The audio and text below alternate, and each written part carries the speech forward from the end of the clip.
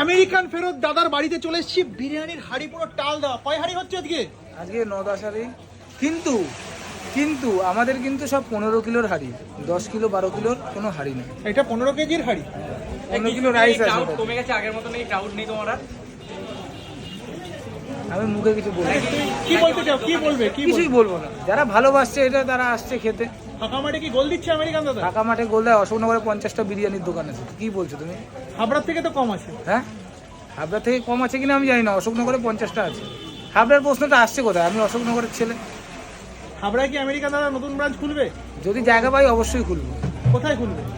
Station লাগোয়া বা station road বা এইদিকে যশোর রোডে। মানে কথাবার্তা চলছে, এখনো ঠিক হয়নি।